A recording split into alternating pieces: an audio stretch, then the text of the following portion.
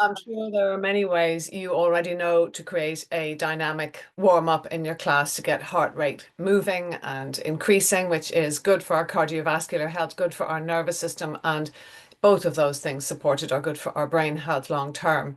But this is just a couple of ideas that you can do if you fancy, and there's something in there which involves potential to build bone density in the femur and the hip and the very lowest lumbar vertebrae, but it is contraindicated for people who have current vertebral compression fractures. So if somebody has a fracture in their vertebrae, heel taps or jumping should not be done.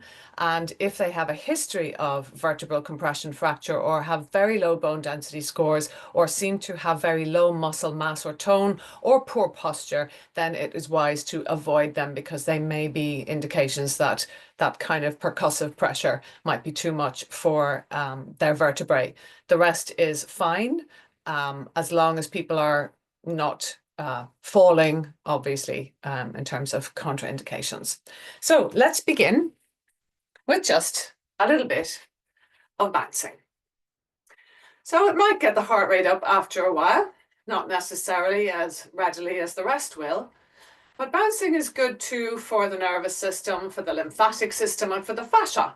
So different kinds of movements, as you learned in the fascia section, are really valuable for that proprioceptive mapping and those neurological endings that are in fascia to be stimulated. Also, wobbling is nice. It's not written in the manual, but a bit of wobbling and letting your flesh wobble is very nice for induction of pleasure. If we can let go of some of the sort of societal pressure thoughts that might be coming into our head as we wobble our flesh and actually notice just how yummy it is. After a bit of bouncing, we'll turn this into heel taps. So you want to hear the percussion of the heels on the floor and feel that moving through the bones, the joints, the muscles and the fascia. And again, it's another variation which is really valuable for giving information to our brain about the state of our joints, what force and load they can take on. If you feel it's safe, turn that into jumps. Clear the floor.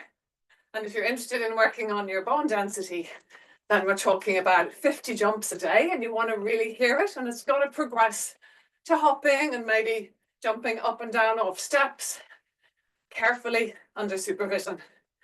So just a few more jumps, maybe 10 to 20. That's not a few, is it? I hear you say. To get the energy up.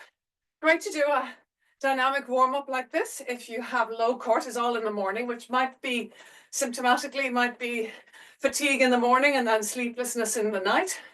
So getting your cortisol rising in the morning can help to get the energy up if you're waking fatigued. Let's stop and notice if the heart rate has already increased, which mine certainly has. And take a little breather. It's really good when you're working on heart rate to work on bringing it up and then also bringing it down again. And we're going to do some side stepping. So you're best to be in the middle of your mat.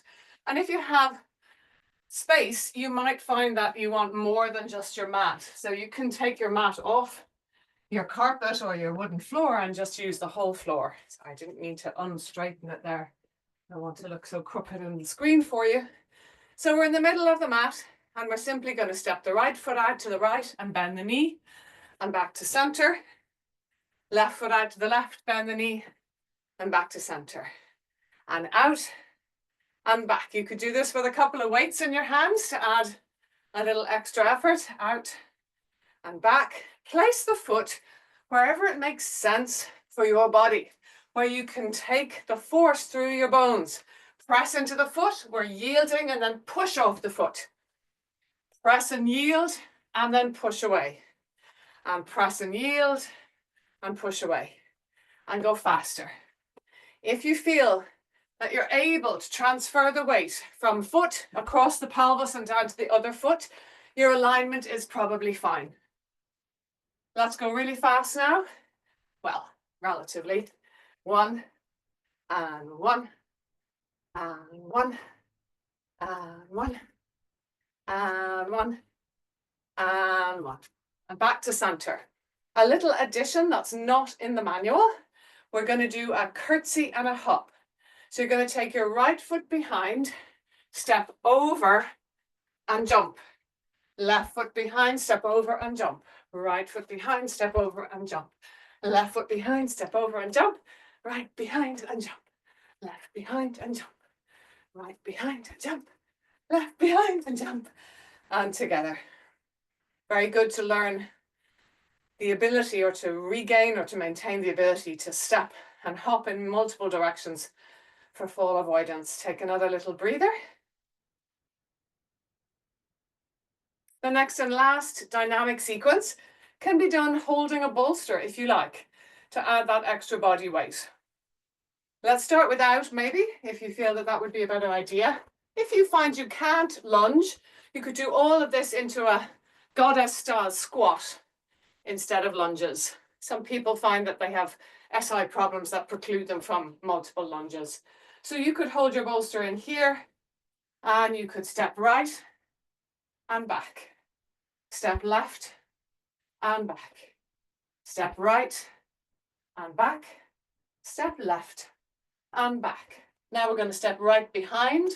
I need to come further forward, I'm crashing into the wall. Left knee is bent and up. Left foot behind and up and behind. Try and really feel the foot on the floor so you're getting that yield and push and a clear mapping of pressure and energy and muscular engagement and therefore alignment from foot across the pelvis to the other foot. Next, we're going to stay in our lunge. So stepping the left foot back, stay up on your toes, and let's imagine you have a bolster. We are going to inhale, bring the knee almost down, hold the bolster out in front of you, and exhale, push through both feet to come up. Inhale, knee comes down, and we're staying tall here, so it's more down than forward, and exhale up. Inhale down, and exhale up. Let's change that. Hold the bolster out, which is going to make it harder. And this time as we bend, we're going to come more forward on a tilt. Back leg staying straight and push down to come up. Push forward on that tilt. Push down through the front leg to come up. And forward and bend. And back and up. And stepping up. I'll demonstrate a couple more with the bolster. So we're going to come onto the left now. Back foot is off the floor, left foot front. And we're going to go down and up rather than forward and up. So right knee comes down, inhale, press down through both feet as evenly as you can to push up. Inhale down and exhale up. You'll find the bolster gets heavy if you hold it out, which will add a little bit more requirement for balance and core control. Up to you. Inhale down, push down through both feet to come up. And then if you feel you have it in you for the more forward version, you're bending the left knee and tilting forwards. Push down through the left foot to come up. Much harder with the bolster out front, much easier with it close to your body. Two more. Inhale down, exhale, push up. Inhale down, exhale, push up. And that's you cooked. Get rid of that pesky instrument of torture. And take a few good deep breaths. So on top of just dynamic warm up there, we also did the beginning of some concentric, eccentric muscular action.